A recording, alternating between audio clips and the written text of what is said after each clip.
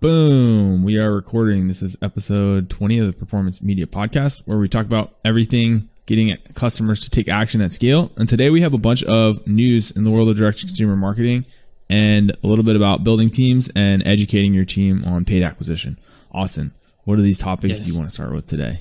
Yeah, we're news reporters now. I thought there's two super interesting developments that definitely play into kind of what we'll probably see in the next quarter. One is Meta just got completely destroyed, basically overnight. Went from $130 a share to, as of right now, which is the 27th morning, $100 a share. And it went up to like 135, 138 before the earnings came out. Yeah. So it essentially lost like 40 points in like 16 hours, which is insanity. So I'm super eager to see how this plays into Q4 advertising, because I almost feel like they're going to have to figure out how to juice the algorithm in order to make people have more conversion so they spend more money during that time. Mm-hmm. Do you think this is all because of like just the fallout from iOS 14? Because I know we talked about this a little before and about how Mark Zuckerberg and all the investor calls was talking about their focus on Meta, moving people to the metaverse, and it almost seemed like they weren't discussing anything having to do with changing ads algorithms or trying to optimize their ads platform to get more users or to keep the users from leaving. What do you think is causing this? Just people leaving the ads platform, less revenue on the ads platform? I think global economy. I mean, yeah, the dollar is the strongest it's been, quote unquote, but that doesn't mean that the actual economy is as strong as it's been or as strong as it seems. And like overall, people are spending less money. I mean, Europe is spending all their money on energy, and Facebook doesn't just make money from US, it makes money from everywhere. So if all the other currencies are going down, people are paying for things in other currencies, that definitely isn't helping overall revenue. I think TikTok definitely is taking on a big market share, percentage of market share when it comes to just average consumer attention and then new advertising dollars. And even Google's Performance Max is doing that too lately. Yeah, I think Apple starting to restrict Facebook so much is impacting in a way that it doesn't seem so on the surface, but if you look deeper, it's definitely crushing at least the ability for like Facebook, for instance, to get your data correct, and then for you to want to scale based on that data, and for the algorithm to optimize to help you scale. Yeah, I know we're still seeing like so many issues with ads tracking that have just not resolved. And I feel like continued migration of ad dollars off of Facebook, it's even worse than I originally thought it would be, because of iOS 14. And it seems like that's still the main cause. Yeah, exactly. I think you take that into account. Maybe they'll launch a phone or something. They'll go like the Google Pixel route, where then they can track everything you do. Which again, like, I don't know if people ever put two and two together, but it's called the Pixel purposely. It's a physical Pixel. Phone? Yeah, I said maybe they'll do like physical tech like that, totally. Which then will enable, essentially, if they own the phone, it doesn't matter if it's running Apple software on there, like it's going to be tracking everything. Meaning Apple apps, not Apple software. But this plays into the second news component, which is Apple just released their iOS 16.5 or whatever update that's going to be literally taking 30% of all in-app purchases, which includes if you are using Facebook or Instagram and you boost a post, they're taking, let's say it's a $5 boost, they're taking like $1.50. That's so crazy. That's literally insane. And so what I think will happen is you will be charged the extra amount, or your impression share will be much lower within in-app boosts compared to if you just use desktop and ads manager, you're still fine. It's not going to increase spend there. But that is like one of the most insane things. If this is Apple's way to get into paid or whatever they're doing, there's like people are not going to want to use Apple. That's BS. Yeah, but it's like, I feel like they're doing that because they know for a lot of people, they feel like they don't have a choice, or they're just not unwilling to switch because of the ecosystem Apple's built, with all their proprietary tech and software. Yeah. And security, especially. Oh, Apple is just like so siloed from the rest of the world. It's impressive and also extremely annoying. Yeah. And probably scary when you think about the fact that they own all the data and they're saying it's for privacy, but it's just them owning it instead. Yeah, it's kind of interesting because Facebook or Meta has gotten so much bad press about their data privacy and their data collection, and it seems like it's even more opaque with Apple. Like, what exactly are they collecting since we're on their devices?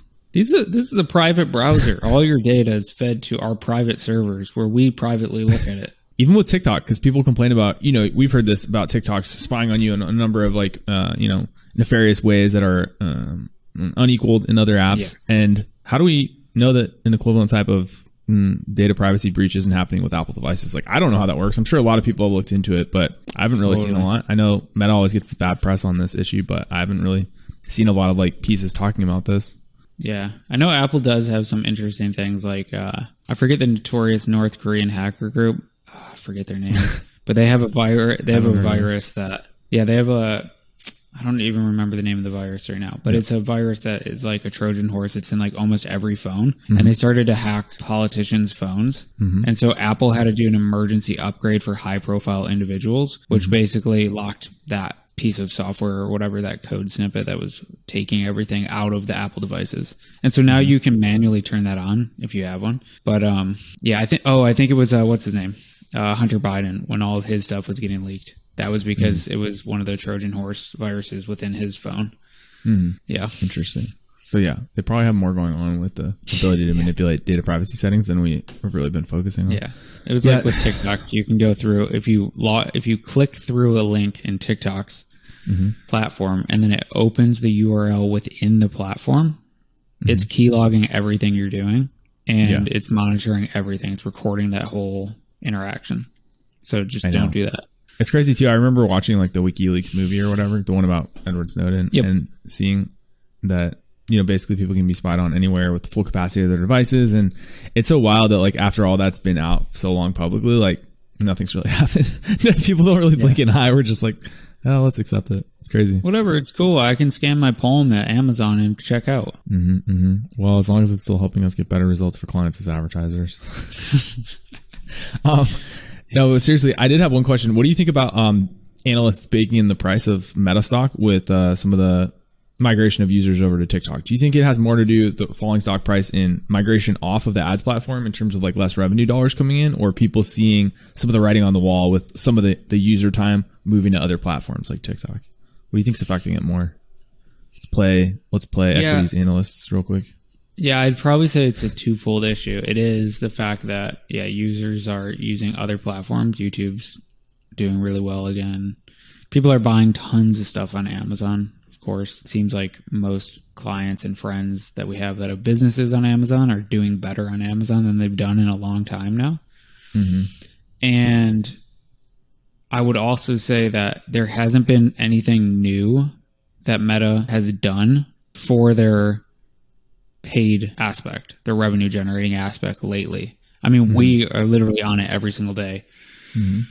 I haven't seen anything new come about that it's like, this is the new crazy thing that you can do on Meta. It's just like, hey, we got a new placement. It works for 2 weeks and then it fizzles out.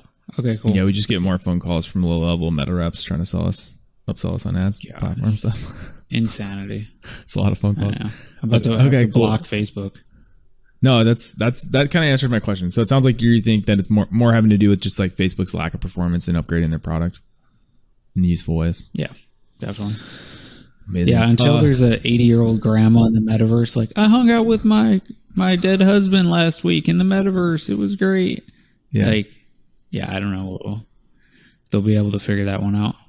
Yeah, I don't get that still. After so much discussion about what they're building for the metaverse, and not seeing a lot of it on the product side myself, like I don't understand how that's helping their revenue or how it's going to in the next, 2 to 3 years. I don't even see any results from that yet that like people are using. Maybe it's just smoke and mirrors. I feel like they have to have something. It's Mark Zuckerberg. They'll do Web 4. Yeah, Web 4. I feel like there's got to be something. It integrates higher consciousness. I don't know. It's like Peter Thiel has been, said so many times, like never bet against Mark Zuckerberg. I've heard that in so many, like, I don't know, documentaries or like clips about Peter Thiel, but I don't know what's going on. It just seems like there's not a lot of... Maybe it's because he has a non-compete with Mark Zuckerberg, so he's literally not allowed to bet against him. he's like, no, literally, I just like, if you're me, like never gonna bet against Mark Zuckerberg. I just can't bet against him. I get sued every time. It's really just a technical thing. It's not philosophical. All right, cool. We got to do this PMax thing. What do you want to talk about? Because I know we both went through OMG Commerce's Brett Curry's Performance Max course. It was amazing. Performance Max looks like there's so much innovation happening in Google, and it's going to be awesome. I'm really excited about it. What are you planning to use that for? How are you planning to use Performance Max? Yeah, so it's interesting, right? Because we worked on bigger Google accounts, and we've seen into a lot of agencies that have worked on, 500,000 a month to a couple million a month spend on Google. And Google Shopping was like a predominant amount of that spend, Google Shopping and search, and then YouTube if they figured that out. Now that Performance Max is technically a smart version of the entire Google suite, it's becoming an easy way to scale cold traffic spend to a similar custom intent audience that your new people will be part of that group. But the way that I'm using it already is I'm segmenting it. So we do have shopping focused Performance Max. We do have a general Performance Focus Max. Oh my God. I just mixed all those words. A general Performance Max campaign, which uses images, videos, shopping, product listings, search. And then breaking out by specific high sale product, especially if there's a massive price differential between, for the rest of the shopping. Yeah, if a product is $100 and that one performs really well, but in the same campaign we have a bunch of like $10, $20, $30, $40 products that are seeing essentially half the results because it doesn't know how to optimize appropriately for the target CPA. I'm breaking those out always, and I'm starting to create multiple variations of but for the Performance Max. So it's like a standard. It's very similar to our smart shopping strategy previous, except doing it knowing that we're going to be hitting search, we're going to be hitting YouTube if we have videos in. Oh, you're talking about breaking them out within the Performance Max campaigns. Yeah, exactly. Okay. Yep. Yeah, and it's because I know that's one thing he mentions in the course is that the standard shopping, like not smart shopping, standard shopping. If you're running that and it's really successful, you might want to continue running that outside of Performance Max. He was making like this big point about that. I didn't know if you were talking about the standard shopping. Yeah, I mean, not anymore. We can't do that. It's phased out. So that's only for people who had previously been running those campaigns that can leave them on. But otherwise, I mean, you can mimic it almost verbatim. Google even has the function to turn this shopping campaign into Performance Max. And then, of course, you have to apply all your exclusions and make sure your listing groups are set up appropriately and all of that. But yeah, I mean, it is a very promising area to scale Google Ads with the performance you were seeing on shopping and the ability to scale much, much more than what shopping was limited as. The one thing I will say though is just make sure that you are tracking Performance Max in something like Triple Whale, Northbeam, Hyros. The reason I say that is I still see a pretty big discrepancy between Google, even though Google Analytics will show you pretty much what your Google shows you, between Google and Triple Whale or any of these other platforms. So just to make sure that your Performance Max is actually doing as well as it says it's doing. Yeah, that's one thing I want to do is go in and manually do a tracking setup on Performance Max because I used to do that in all our Google accounts and I haven't got to recently. Now with this, it'd be really nice to see just in depth exactly what's being tracked for all those platforms because I feel like that's going to be definitely a difficult part as well with like the tracking being so different for something like a Google Shopping or Google Search versus like YouTube and the display ads network. So it's gonna be interesting.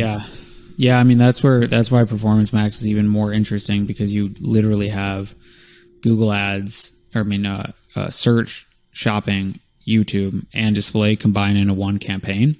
So it's like everybody who's been doing YouTube on Google Ads knows that YouTube notoriously doesn't track. Google Analytics doesn't track YouTube. Nothing tracks YouTube conversions well because of the actual user flow from, okay, cool, I watched this video too. Oh, I searched on Google search and now I bought it. Instead of I clicked this ad. I mean, I've almost never clicked a YouTube link, I think ever, ad and bought something. I've always looked it up later because I'm doing something. I'm watching an hour podcast or a how-to video or whatever. I'm not going to sit there and be like, oh yeah, now I'm going to derail for the next 30 minutes and figure out if I want this product. Yeah, no, 100%. So yeah, that's where it's really important to add those layered solutions for tracking. Yeah, 100%. No, I'll have to get on and do a podcast once I go through and do a manual setup with our analytics engineer, Guido. All right, let's see. So the last article I had from last week was just talking about the number one thing you need for team members little hyperbole, just saying you fire people if they don't have this, but it's basically self-learning, self-education. So this is one of the things we love to ask people when we're thinking about bringing a team member on is, what recent courses have you done specific for the job that they're going to take on, but also just in general, what are you doing? I know one of our guys, again, analytics engineers, like he is doing so much self-learning, he got into sketching and he does these really detailed sketches, which are interesting because he does a lot of tracking. And so that's something that really helps you with attention to detail. So it's all these things people are doing to self-educate, to build up these character traits that are important for their jobs in a lot of ways. And so I love to learn about what people are interested in learning about or educating themselves on. How do you think about this, Austin? What do you think is important when bringing new team members on? Yeah, I mean, it's the whole, like, you want someone who's an entrepreneur at heart working within your business, because, like, that is going to lead to the know-how and ability for them to be self-sufficient in whatever they're doing. Of course, that does mean that oftentimes they will grow beyond the business if the business isn't growing as fast as they want to, or if they have another idea as to like what their, let's say, 10-year plan is. Oh, I want to start an e-commerce business and grow it to X. But you want those people no matter what, because if they have a goal that's off in the distance, that is a high setting goal, and there's someone who wants to learn every single day to get better, like they're the perfect people for a business that is on a steep trajectory, an emerging brand or anything like that. Yeah, so I agree 100%. I mean, that's when me and you met, it was the same thing. The company we work with, that's what they were looking for. And then eventually we outgrew that, and that's how that works. No, I totally agree. Yeah. That's something you have to be prepared for. I just think it's so important to have people who are going to bring their own direction to their role, both in terms of educating themselves for the role and then how they want to progress out of that role or even into their next venture. Yeah, those are going to be the people that are going to help you figure out how to make that role better, how to replace themselves if they're leaving, which is great, and everything related to that. Yeah, you want someone who literally wants to do what the job entails, which is like hilarious to say because it's like, duh. But when I talk to people who work quote unquote regular jobs or more blue collar type things, it's like listening to them talk about some employees at companies they're at. I'm like, what? Why wouldn't you just fire that person? They're like, because it's bureaucratic and you can't do this and you can't do that. I'm like, it makes absolutely no sense. The person isn't doing their job at all, and they're doing things wrong, which is causing more work. Get rid of them. Like, I don't know where we as humans got to this weird place where it's like, I don't know, John just sits in the corner and licks tape all day, and that's what he does. We pay him $80,000 a year. Yeah. No, that's true. There's a lot of people with the mismatch. I know any role that I went into where it was like I was just wanting the role and I didn't really give a shit about the job. It was, just usually people can see that. Now sitting across and like trying to bring team members on, I know it's been crystal clear to us. Yeah. When somebody just kind of like wants to be there, but they don't really care about what they're doing or they're not really interested in the work. We've had a couple of those people, let them go really quickly. Yeah. And I mean, again, it also comes down to like, the smaller the team, the more efficient you can be and the more you see that stuff going on. And then if you just like are trying to scale because of vanity or some consultant or like guru business dude tells you need to double your team to get to X, it's like, do not listen. That's wrong. I know. You need to triple or quadruple your team to get there. You need to 10X everything. Like you got to 10X it now. 10X. It's 10X to 10X, which is 100X. I love it. All right. We got the big four topics. Is there anything else you want to go over this week? I know we have to do a short episode this week. No, I think that's pretty much the sum of the week. Yeah. I think we should start doing a roundup of cool articles that we've seen and information that we've come across weekly. Nice little summary of that. But we'll get that in the next few weeks. Yeah, we'll have to do the video podcast version of one of our roundup articles with all the tools and good articles we've seen in the DTC space. Another one I know we have to do soon is a huge teardown on geo-targeted campaigns. I know we have to get that in a future one. Yeah, definitely. Amazing. All right, man. I'll talk to you soon. Awesome. Peace. Boom.